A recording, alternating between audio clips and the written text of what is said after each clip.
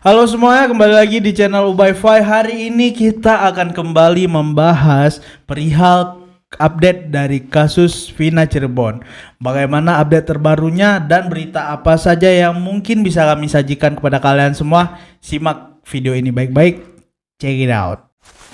Disclaimer dulu, kembali kami ingatkan bahwasannya kami tidak akan menambahkan atau melebih-lebihkan terkait video ini. Kami hanya akan memberikan update-nya kepada kalian berdasarkan dari cerita-cerita yang ada di media, guys. Untuk kalian yang mungkin nggak ngikutin kasus ini, guys, kalian boleh menonton 2 video sebelum video ini tayang. Video tentang Vina Cirebon ada di sini, guys. Oke? Video ini kita buka dengan sosok Linda yang akhirnya muncul ke publik, di mana Linda ini banyak yang diasumsikan sebagai orang yang sangat dekat dengan almarhumah Vina, ataupun bisa kita katakanlah si Linda ini bestinya si almarhum Vina. Linda sendiri muncul ke publik pada tanggal 27 Mei 2024 dan dia diperiksa oleh kepolisian selama 5 jam dan diberi 30 pertanyaan. Linda sendiri mendatangi Mapolresta Cirebon didampingi oleh kuasa hukumnya yang bernama Putri Maya Rumanti. Dia datang dengan menggunakan masker. Kuasa hukum dari Linda ini sendiri adalah kuasa hukum yang sama dengan kuasa hukum dari keluarga almarhumah Vina, yaitu Mbak Putri Maya Rumanti, guys. Namun banyak sekali netizen yang bertanya-tanya kenapa kuasa hukum dari Linda ini harus sama dengan kuasa hukum dari keluarga almarhumahnya Vina. Jadi netizen ini banyak yang mempertanyakan hal tersebut. Saat ditanyai oleh wartawan, Linda sendiri mengaku kalau dia itu tidak akrab-akrab amat dengan almarhumah Vina. Jadi dia sendiri membantah dengan statement-statement yang ditulis di media, yang kalau banyak sekali media yang berujar kalau si Linda ini itu adalah bestinya si Vina. Jadi Linda ini sudah membantah hal tersebut, guys. Linda juga menegaskan kalau dia hanya sempat nongkrong dengan almarhumah Vina itu hanya beberapa kali saja dan tidak seperti yang diceritakan oleh film, atau yang diceritakan seperti yang di dalam film Vina sebelum 7 hari, guys. Jadi Linda mengaku dia hanyalah teman biasa bagi almarhumah Vina dan bukan bestia. Linda juga berujar kalau dia dan Vina ini bisa kenal awalnya itu karena mereka mempunyai pacar yang sama, yaitu sama-sama anggota dari geng motor XTC. Jadi pacarnya si Linda dan pacarnya almarhumah Vina ini yaitu Eki itu sama-sama dari geng XTC, guys. Linda sendiri mengaku sejak putus dengan pacarnya yang anggota XTC itu, dia sudah tidak menjalin komunikasi atau tidak pernah bertemu lagi dengan Vina dan Eki. Dia juga berkata kalau terakhir kali mereka bertemu adalah seminggu sebelum kejadian naas yang menimpa Vina dan Eki. Linda sendiri mengaku kala itu saat kejadian naas menimpa Vina dan Eki, dia sendiri sedang berada di rumah. Jadi tidak seperti yang diceritakan di dalam film. Ya, di dalam film kan kalau kalian udah nonton itu si Linda saat itu di malam kejadian dia sedang bersama Vina. Jadi Linda sendiri membantah hal tersebut. Netizen dibuat kebingungan dengan statement yang diberikan oleh Linda tersebut.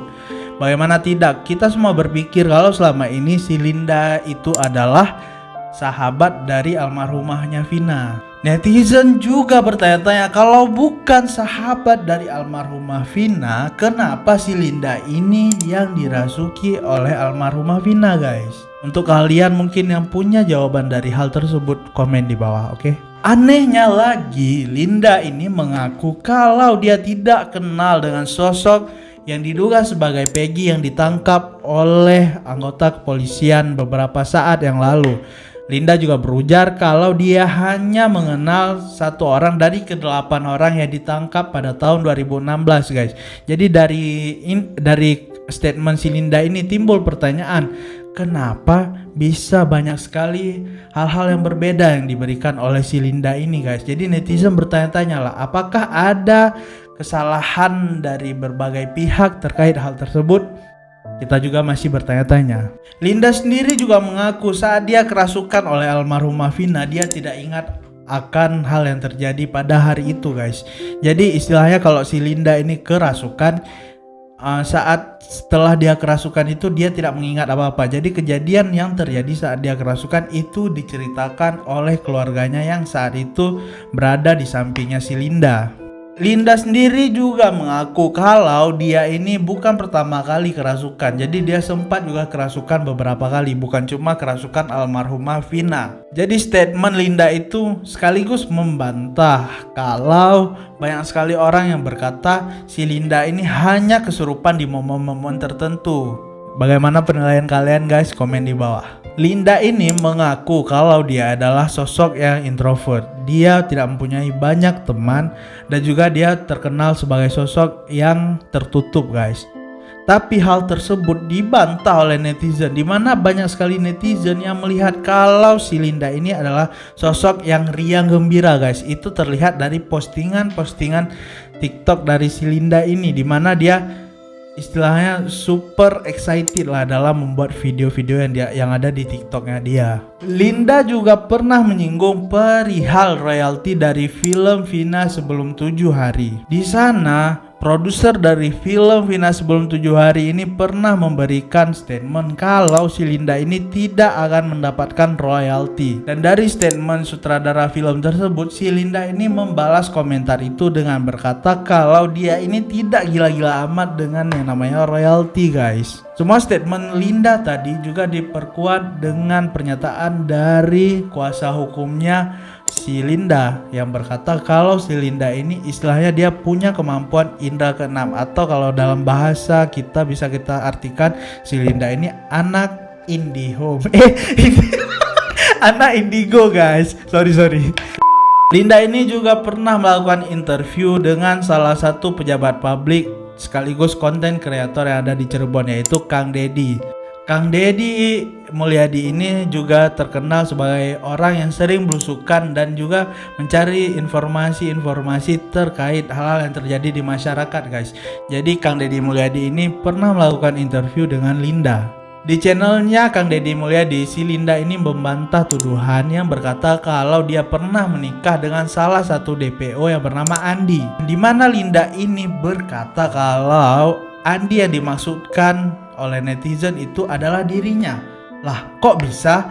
Dan ternyata di nama Linda sendiri itu ada nama Andinya guys. Karena si Linda ini bernama asli Andi Malinda Putri Utami. Jadi istilahnya si Linda ini punya nama Andi di dalam nama lengkapnya, gitulah kurang lebih. Linda sendiri mengaku hanya berpacaran dengan satu orang dari grup motor XTC tersebut guys. Namun mantan pacarnya si Linda itu punya jabatan yang tinggi di grup motor tersebut, di mana dia menjabat sebagai sekretaris jenderal di grup motor XTC itu guys.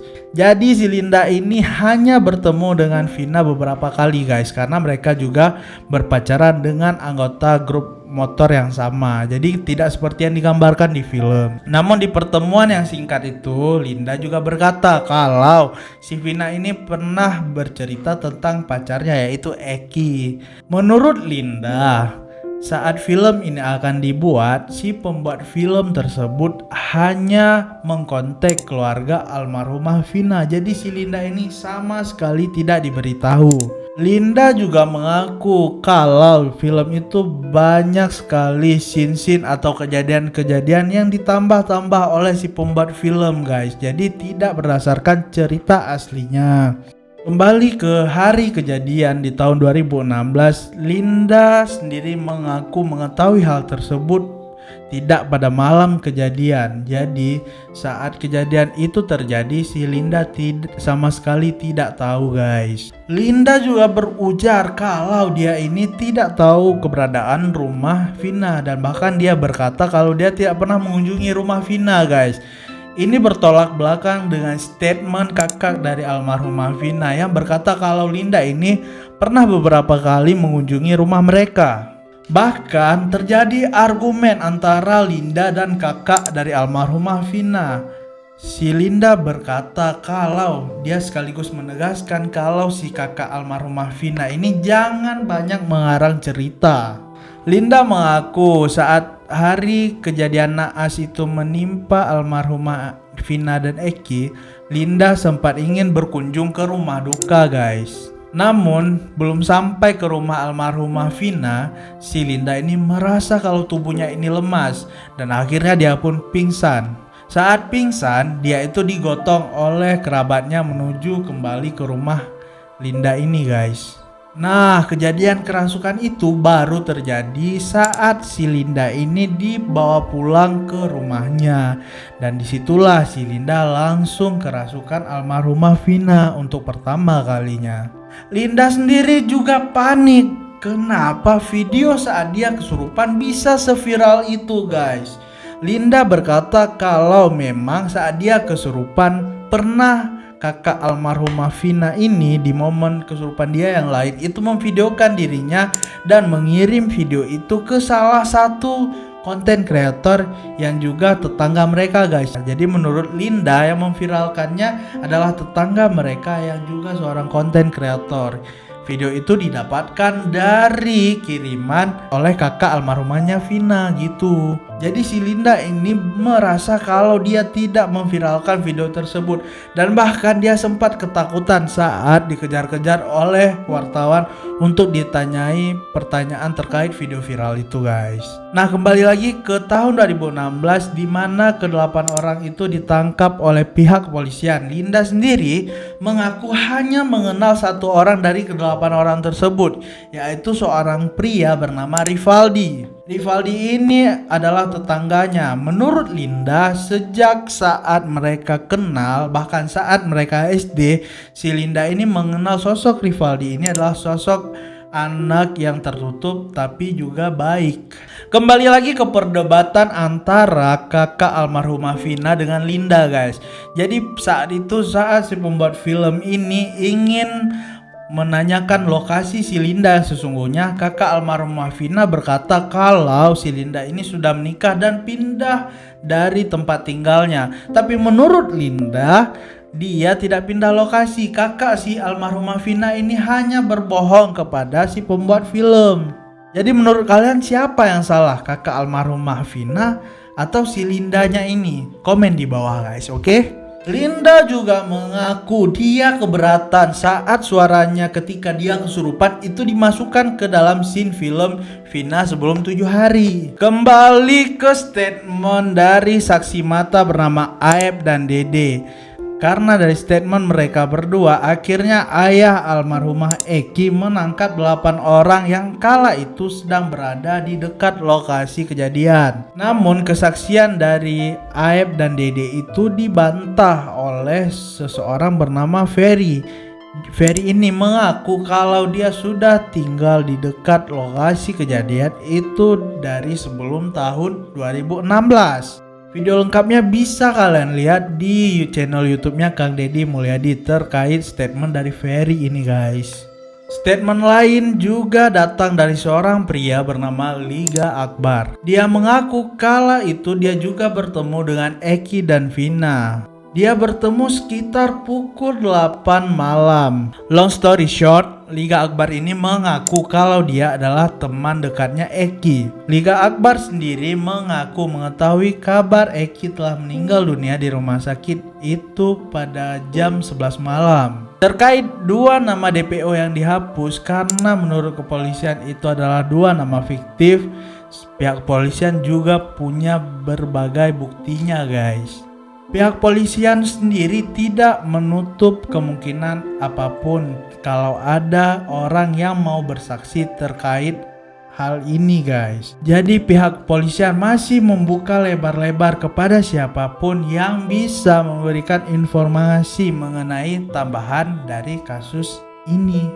Ada juga statement dari Saka Tatal yang berkata di mana saat itu ketika dia ditanyai oleh pihak polisian terkait foto orang-orang yang terlibat dari kasus Vina ini guys, dia berkata kalau foto tersebut yang diperlihatkan oleh pihak polisian tidak mirip dengan sosok Peggy yang ditangkap saat ini. Menurut Saka Tatal, foto Peggy yang ditangkap sekarang tidak mirip dengan foto Peggy yang kala itu diperlihatkan oleh pihak kepolisian. Bahkan Saka Tatal berujar kalau Peggy yang kala itu diperlihatkan oleh pihak kepolisian itu punya tindikan di telinganya guys.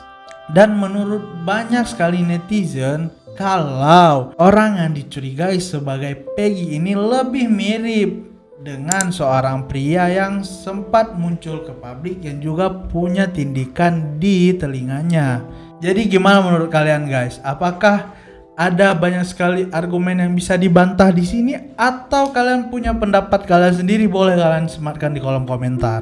Nah, pria yang dicurigai oleh netizen ini yang muncul ke publik itu bernama Egy Rian Prayoga. Namun ini sifatnya masih bersifat spekulasi dari netizen guys. Jadi tidak 100% terbukti. Pihak kepolisian sendiri di salah satu acara televisi berkata kalau mereka telah mengantongi bukti-bukti bahwa memang Egy yang saat ini ditangkap adalah Egy yang sama dengan Egy yang ada di tahun 2016 guys.